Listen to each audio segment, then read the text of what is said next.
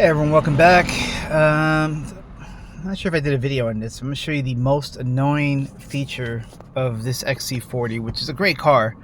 And this is mostly a nice infotainment screen, except for how smudgy it gets. It's got to be a way to, I don't know, if there's any way, the coating they could put on that. But I wipe this down like 4 times a day. Anyway, here's the most annoying part of this. The lack of USB drive support. This is a very simple thing to do. I've had this kind of support for these kind of drives since my Honda Fit 2009. Even before then, I had aftermarket radios where I was able to stick a USB, it would recognize it immediately, start playing, navigate the folders, etc. This car, while it has 2 USB ports, 2 USB-Cs, yeah, two USB-Cs, yeah, I believe so. A micro, yeah, 2 Cs.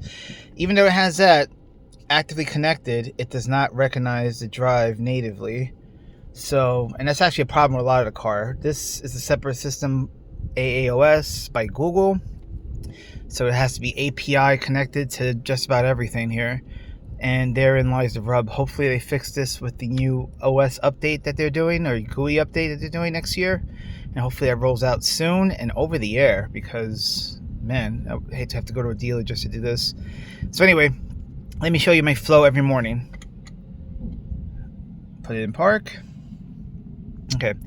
So if I want to listen to, oh, that's the other thing too. Bluetooth is pretty horrible. So if I have my Bluetooth connect, if I want to watch YouTube off the device, because I can't run it, even though I have it here, I can't run it while driving. Obviously, they don't want you looking at the screen.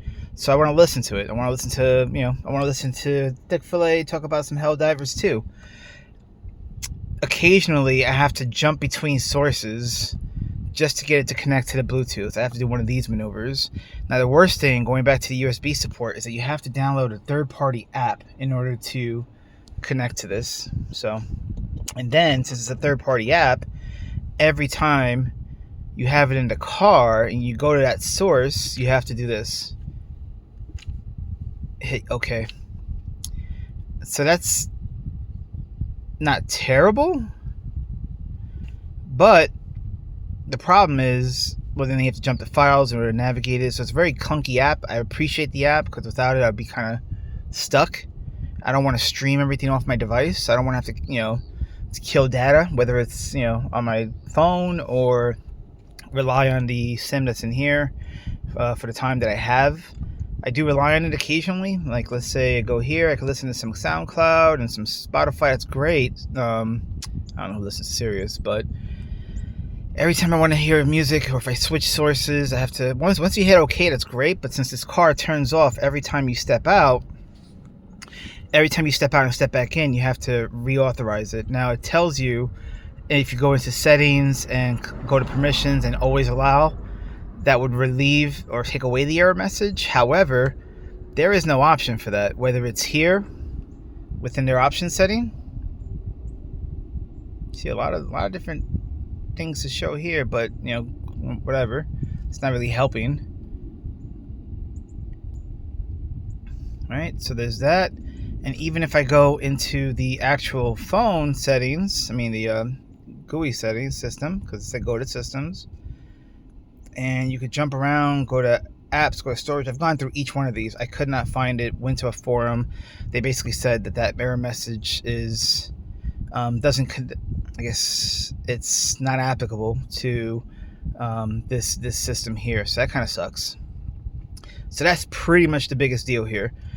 Sometimes you'll have your phone paired to Bluetooth. Same thing can happen to Bluetooth. You could be listening to your Helldiver, YouTube podcast of choice. Jump out the car, jump back in, and now it's not pairing, or it's playing, but there's no audio.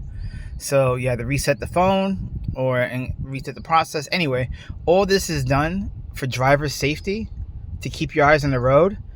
But I literally have to pull over to the side of the road and spend a minute or two to set this up before I drive, and then constantly make sure I set this up in a minute or so, just about a minute, before I head out anywhere, even if it's short stops throughout the day.